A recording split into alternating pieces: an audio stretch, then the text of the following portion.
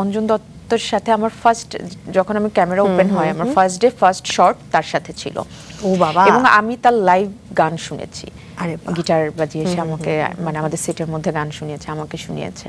তোমার একটি web series যার জন্য আমি উন্মুখ হয়ে অপেক্ষা করছি দেখার জন্য, এবং ওপার বাংলার দুই গানের বন্ধু? মানুষ, এক্স্যাক্টলি গানের মানুষ, নির্মাতা, গুণী অভিনেতা দা অঞ্জন দত্তের পরিচালনায় দুই বন্ধু ওয়েব সিরিজ, সেটা কবে আসবে তোমা? আমি নিজেও জানি না, জানো এটা আমার খুব একটা আফসোস থেকে গেল, কিন্তু একটাই প্রাপ্তি আমার এই কাজটা করে। কাজটা হয়তো দর্শক পর্যন্ত পৌঁছাচ্ছে না, কিন্তু প্রাপ্তির জায়গাটা এটাই যে আমি অঞ্জন দত্তের ডিরেকশনে কাজ করেছি এবং অঞ্জন দত্তর সাথে আমার ফার্স্ট যখন আমি ক্যামেরা ওপেন হয় আমার ফার্স্ট ডে ফার্স্ট শট তার সাথে ছিল।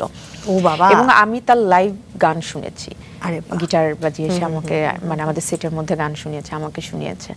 তো এটা তো অসাধারণ অভিজ্ঞতা, এটাই আমার প্রাপ্তি এই কাজটা করে। বাট আই কিন্তু ডোন্ট কাজটা নো, তো আসবে নিশ্চয়ই, তুমি কি জানো? আসা উচিত, বাট এত সময় একটা কাজ হয় কি, আমি দেখি এখন যেমন তুমি আমাকে যে পারফর্মটা দেখালে এটা 2015, 11 বছর আগে। 11 বছর অনেক কিছু চেঞ্জ হয়ে গিয়েছে, আমি চেঞ্জ হয়েছি, আমার লুক চেঞ্জ হয়েছে, আমার ফিটনেস চেঞ্জ হয়েছে, আমার কথা বলার ধরন চেঞ্জ হয়েছে। সময়ের সাথে সাথে মানুষ চেঞ্জ হয় একদম। হ্যাঁ, তো অনেক কাজের না একটা লিমিট থাকা, মানে একটা টাইম ফ্রেম থাকা উচিত যে এই কাজটা 2 বছর থেকে 3 বছর, এর বেশি যাওয়া উচিত না। কারণ একটা মানুষ না বছর 2, 3, 4 বছর পরপরই চেঞ্জ হয়।